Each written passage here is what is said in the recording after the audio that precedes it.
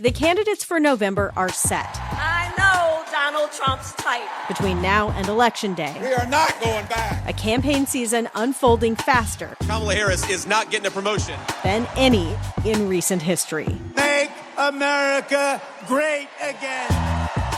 Follow it all with new episodes every weekday on the NPR Politics Podcast. Are you enjoying this podcast? Well, you have KUOW members to thank for that. KUOW members make the trusted local journalism and storytelling you hear on this show possible. Become a member today and help support the production of this podcast. It only takes a minute. Make a donation at KUOW.org or follow the link in the show notes. And thanks. You're listening to Soundside. I'm Libby Denkman. Members of the King County Council have moved to officially say the county's youth jail should remain open.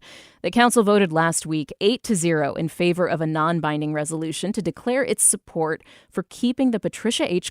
Children and Family Justice Center in operation with some improvements. The move comes just over 4 years after King County Executive Dow Constantine pledged to shutter the facility by 2025. The path to zero youth detention gets steeper and steeper from here. And only an all-out concerted effort from government and community partners will get us to that summit. It was a promise made during the summer of George Floyd racial justice protests. At the time, Constantine said his goal was, quote, shifting public dollars away from systems that are rooted in oppression. And he predicted that, quote, phasing out centralized youth detention is no longer a goal in the far distance. But since then, that goal seems to have been getting farther down the road. Earlier this year, the timeline for closing the jail was pushed out to 2028 at the recommendation of an advisory committee of community partners. And now the county appears to be indefinitely delaying that push. Tascha R. is the Associate Executive Director of Choose 180, a nonprofit dedicated to transforming the juvenile justice system. The organization works with restorative community pathways to provide diversion services to young people who are facing primarily misdemeanor and nonviolent felony charges. Hi, Tascha. Thanks for being here today. Good morning. What's your response to the county council voting unanimously to keep the youth jail open? My initial response is a nervousness, maybe even cautiously optimistic that we can still move towards either a diversion of sorts of the use of the facilities, because we were really hopeful that the facility would close. And not saying that it absolutely needs to close or that it cannot be useful in some sort of function. But the detention center has become the focal point of the response to the crime problem. And I'm saying crime problem in air quotes because the jails obviously are not the answer and haven't been the answer to this in a long time. We continually hear that crime is on the rise. So if the facility exists currently, then how is keeping the facility open the answer? And my initial response is that because the facility will remain open, I have a fear that the much amended proposal to allow the facility to remain open will then relegate organizations like ours, like Community Passageways, like Creative Justice, an afterthought in the process of working with these young people in a preventative manner, or even in a mentoring type of manner, and mostly focus on locking up young people. And that is not something that we want. One of the reasons that the average stay has gone up, and I think everybody involved looks at this and says, the jail was not built to keep a kid for 100 days or more. But one of the reasons the average stay has gone up is because there has been more of a use of diversion programs, which is a positive outcome, where only the most serious crimes or alleged crimes are landing young people in the jail. Now, the number of children who are in the youth detention center has gone up over the past few years. And as you say, there has been this spike in youth crime cited. Mm-hmm. What do you think is the proper way for our society to deal with, for example, a teenager who is accused of a very violent crime of murder or something like that? What should happen to that young person that would be a positive outcome for the young person and for society? So I don't have an answer to that. I don't have a one stop shop kind of answer. Um, However, I do believe that by organizations like ours working with the facilities and being in the facilities, that we're able to offer some sort of respite to the young person as they are awaiting their day in court. The problem that I have, or the issues that I'm seeing, is that the process is just taking too long. They're in there for 100 days, sometimes a year, still awaiting their day in court, and sometimes without being able to work with organizations like ours, without receiving services that would help them to through their process. So the King County Council has voted unanimously to keep the youth jail open, and with the addition of a lot of recommendations for how it can better serve the people, the young people who are in detention there. What are your hopes for the future, for the next steps? So my hope for the future is that by the facility being voted to remain open, that community solutions are not relegated as an afterthought, that we still work to find ways to bring the community organizations into the facilities, that the young people are referred to organizations that focus on the reduction of violence and gun violence. It's my hope that just because the facility is open, that we don't stop trying, that we don't stop looking for other solutions. And of course, I believe that working even farther up the stream in prevention is where we really need to focus, because as I mentioned before, obviously the facility is not a deterrent, especially if what we're seeing is an uptick in crime. So let's look for other solutions. Let's look for other ways that we can work with young people to deter them from making these decisions that would land them in a juvenile facility to begin with.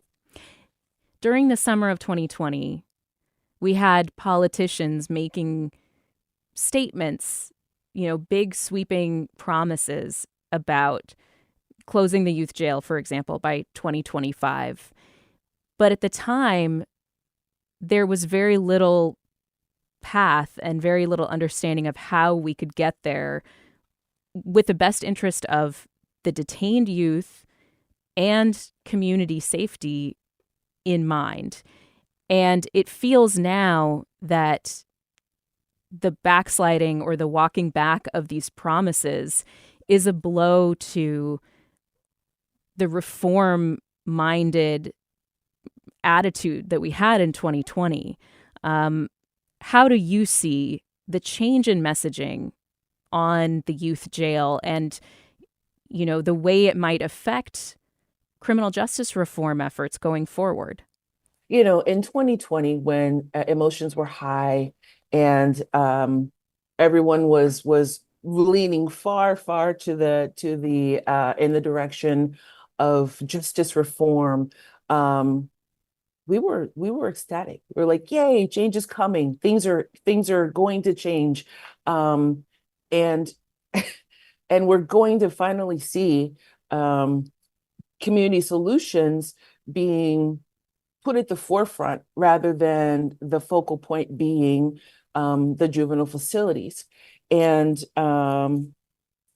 like with anything, time passed, things cooled down a little bit, and it does almost feel like there was kind of a waiting out for people to calm down and not be so community solutions focused. So when we're talking about dollars or funding that is being allocated towards the community organizations, we've definitely seen a drop off in the funding that's been allocated towards community solutions. And And that is disappointing because it's not like the problem's been solved. So we're still working towards solutions, and it's going to take a while. We know that the court systems have been in place for, 100 years. So to say that 4 years ago, okay, now we're going to start diverting funding to the community organizations. Now we're going to start diverting our attentions to finding these community solutions. And in 4 years, we haven't solved the problem yet. That's very, very short-sighted. And that's not allowing enough time, I think, to actually see whether or not they're working. Tascha R. Johnson is the Associate Executive Director of Choose 180, which is a nonprofit dedicated to transforming the juvenile justice system. Tascha, thanks very much for your time today. Thank you. Hi there. I'm Monica Guzman, host of A Braver Way podcast and your guide across the political divide. Are you done with the divisiveness in our politics and ready to do something about it? This season, we've partnered with KUOW to reach more listeners like you. Join me as I sit down with guests from across the political spectrum. Together, we'll share tools, insights, and messy, real-life stories to help you face this election year without losing heart. Listen to A Braver Way now on the KUOW app or wherever you get your podcasts. This is Soundside. I'm Libby Denkman. And when we talk about a surge in youth crime, here's some context. KUOW's Ann Dornfeld reported that juvenile bookings were up 61% in King County in 2023, including a five-fold increase in car theft. Bookings for the most serious felonies like armed robbery and rape were up more than 25% last year. The Seattle Times reported that as of last week, there were 58 young people housed at the Patricia H. Clark Children and Family Justice Center. That's more than double the population when King County Executive Constantine first announced his goal to phase out youth detention back in 2020. King County Council member Reagan Dunn was behind this most recent push to get the county council on the record on keeping the jail operating. And Councilmember Dunn is with me now. Hi, Councilmember. Thanks for being here. Thanks so much for having me on. So this was your motion that the council voted unanimously for to keep the jail open. It's non-binding. What was your goal in putting this on the record? Well, so the executive, Constantine, and some of the folks within his citizen working group were taking our criminal justice policy in the wrong direction, in my opinion, by saying they were going to shut down the youth jail by 2025 here, just in a handful of months, and then later kicking that back to 2028. And there are lots of really bad policy reasons that you can make arguments why it shouldn't close at all. And so I figured the council had not weighed in yet. It's a core service of King County government, the youth jail. And so I decided that we better let the public and the executive branch of government know that the King County Council, the policymaking body for the county, is not in agreement with the direction that the executive is going here. And we should say that we've invited Dow Constantine to come on the show, and his team is working with us, maybe looking at something later this week, hopefully, if we're able to make that happen. Now, this was a unanimous vote, as I said. So that means you had progressives and people from different parts of the spectrum on the King County Council voting for this. But you did have to, there were some amendments added in order to gain the support of all your colleagues. What kinds of changes did this legislation go through before the motion was passed? What are the amendments that were added? There's 9 members of the council. Everybody wants to put their signature on it. They have some issue that's important. For me, the key was we are going to keep the Patricia Clark Juvenile Justice Center open and operating, period. Not closing it in 2025 or 2028, but open and operating for detention services included. So that's the first sentence of the legislation. It's very clear. It sends a clear message. We'll keep it open and operating for detention services. And then what the council wanted to do, and I think these were wise amendments by members, was to add in sort of the county's continuing commitment for the lower level offenders. So, not the rapists or the murderers, and there are a number of those in the justice facility waiting trial. But yeah, we should say alleged, right? We should say alleged rapists and murderers in that case if they're awaiting trial. Yeah, go ahead. Right. That is correct. So then there's these sets of lower level crimes that juveniles get into sometimes that require a softer touch. And I think public policy has long recognized that if you're a 16-year-old and you screw up, you steal a car because you had too much to drink and somebody left it running or whatever it is, like maybe that's not quite the kind of crime that we want to lock you up and throw away the key on, but maybe we will want to work with it, especially if it's a first time offense. And so that is the kind of additions that were made, and I accepted and supported, I think, most of the things that were added in at the end, because we want to continue to drill down. And so the world divides between violent offenders, which have increased since 2021 by 146%, the criminal filings for juveniles in King County, which is shocking. And then these lower level offenders, folks who are entering the criminal justice system. And so I think the reason why it was unanimous is everyone got a little bit of what they wanted. But we sent the message to Executive Constantine and other leaders throughout the state that, hey, you can't just close jails.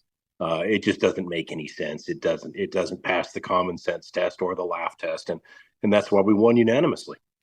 There has been, historically, not since 2021, as you said, there's been an uptick in bookings, but historically we do incarcerate way fewer young people than we used to. Let's just make the basic case that you're talking about here. You say it doesn't pass the laugh test. What is the case for having some kind of centralized detention center? Because, again, there was a lot of conversation back in 2020 about the need to move away from this.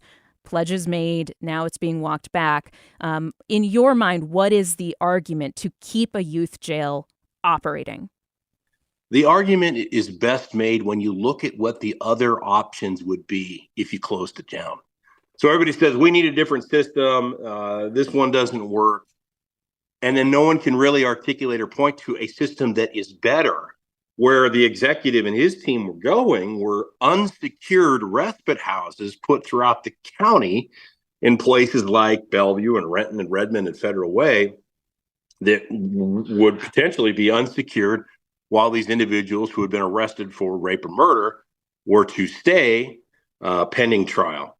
There's a whole lot of problems with that. Obviously, the security issue for people who have a continuing pattern of predatory behavior and violent behavior, perhaps sexual assault behavior in a potentially unsecured location. That's the obvious one, why 96 or 97% of the public support keeping the jail open. But there's other issues too. I mean, the Patricia Clark Justice Center was just finished in 2020 at a price of $220 million. It has a gymnasium. It has classrooms. It has a library. It's a relatively state-of-the-art facility, especially compared to what we used to have. And what's important is that the challenges that these young people are facing can best be triaged there. So let's talk about drug and alcohol treatment, for example, mental health counseling and prescriptions and medical assistance related to those things. Things like, being able to get job training, get your GED, a lot of other things that can happen best in a centralized facility that was cited many, many years ago, where the community and the legal system has grown up around it. It just makes the most sense. And so, this system is not utopian. It's not going to be perfect. You're talking about a tiny, tiny fraction of young people who are there for violent felonies, who are a danger to the community, in my opinion. And in a way, the motion was good because I think it got the council focusing and the county's focusing its resources on this at-risk group of people. So maybe they'll have a better outcome in the end. An audit in April found that kids were staying a lot longer at the facility on average. Part of that is because of success in diversion, which means that the only young people that are incarcerated at the jail are the folks facing really serious felonies, but also that there are problems with access to educational programs, other supports, because the facility wasn't built for that super long-term stay, kids staying over 100 days, for example. What's the plan to fix that, to make sure that, as you say, they have access and reliable access to all of these other things, mental health care, substance abuse treatment, stuff that is needed to ensure community safety long-term? Yeah, so it's a multifaceted problem. One of the reasons why they're staying longer, as you indicated, is that population was over 200 people. Now it's down to around 50, maybe under 50 people. Those are the most violent offenders, right? So that's one statistic. The other statistic is that the state isn't taking any more right now because they're full. Part of that has to do with the change in age of juvenile offenders. There's a lot of challenges, a lack of investment. It's an imperfect system, but I think, part of it is resource allocation. And we need to spend some more money on the problems, the treatment, the emotional, psychological interface, the education, the job training. That's part of it. And, certainly we need to, continue to add not just resource dollars, but creativity to our solutions in terms of how we approach this. Diversion is a good way to do it. And diversion, and just in case anyone, didn't know, I mean, every county in America has some form of diversion. It just means, if some, eighth grader steals a pack of baseball cards at the store and gets caught or whatever, what kind of lower level crime, they do diversion. So they have a quick touch with the criminal justice system, and then it's in most cases expunged if they meet certain requirements. So we got to think smarter about it. And it just doesn't mean different. It means programs that have measurable outcomes or performance-based outcomes where we're reducing recidivism for these mid and lower level offenders down the line. And the jury's still out on that, but we got to think creatively. We increase resources, but by all means, we have to keep the facility open for those violent offenders because at the end of the day, we got to keep the public safe. I spoke with Tascha Johnson with Choose 180, who's part of that diversion program that you were talking about just now. She says that she looks at this spike in youth crime that's going on right now, and she sees it as proof that our system is not working as it's designed. That, the jail is open now, but we are having this big, spike, this serious uptick in bookings for young people. And it shows the need for more preventative programs, for more alternatives, that the jail is not a solution. How do you respond to that? Well, I think Choose 180 is receiving millions of dollars from King County, and they have financial interest in receiving many millions more if the jail were to close. So that's one issue. The other is, passing the talking stick in these juvenile diversion programs and having no accountability, many of whom don't show up, is creating a situation, in my opinion, as a former federal prosecutor in 3 places across the country, where you've got young people who don't have consequences and they're going out in the community and reoffending. So I think the direction she's going is the cause, in part, of the problem we have with juvenile crime in our community. And I'm looking at what happened last night, shootings on I-5. The juvenile crime problem is absurd. It's terrible in our community when it isn't necessarily terrible in all communities across the country. So we have to take a look at what's changed recently. And I will point to a lot of problems within the system. One of them being the executive saying he's going to close down the Patricia Clark Juvenile Justice Center by 2025. That's 4 months from now, less. And we hemorrhage staff. People aren't going to stick around if they don't have a job in 6 months or a year. So none of the services that we historically were able to provide are being provided very well because there was no commitment by the county. And that also goes to recidivism. So we got to get back to basics. And then once we have the basics rebuilt, then we can build on other problems. And we'll use Choose 180 and others for some services, provided that they're transparent and they are able to prove conclusively that their programs are working in reducing recidivism and crime. Really quickly before we go, what's next here? Is it all in the court of the executive, whether or not he listens to the council and what the plan is for the jail going forward? Yeah, it'll be interesting to see. So the council has unanimously said the policy direction that it wants to go, and I think it was pretty clear. The executive made a statement that sounded to me like he was doubling down on trying to close down the jail. But here is the interesting issue. The courts have very clearly said they need to keep the Patricia Clark Justice Center open and operating for detention services. They've been on the record repeatedly. The council has said the same thing. The executive, now on an island, is maybe saying that he still wants to close it down. But here's what's important to remember. State law gives the authority for juvenile detention centers to the Superior Court of the county where it's cited.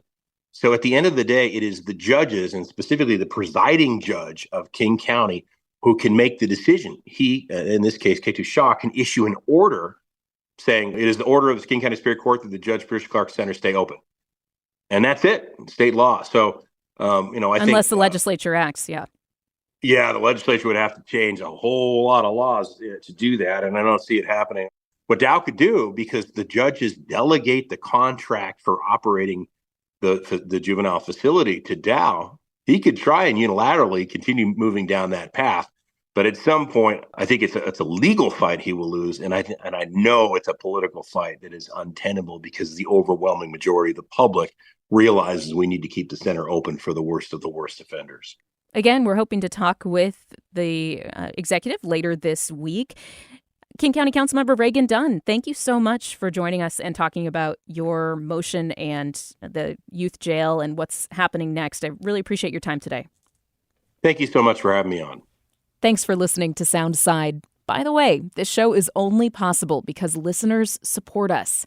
If you are able to give right now, check out the show notes for a link to donate. And don't forget, you can listen live on KUOW 94.9 FM Seattle at noon and 8 p.m. Monday through Thursday, or anytime online at KUOW.org. KUOW is here to help you cut through the noise of election season. Check out Sound Politics, a new podcast hosted by me, Libby Denkman, and Scott Greenstone. Plus, KUOW's partnership with A Braver Way podcast hosted by Monica Guzman, your guide across the political divide. More at KUOW.org/elections.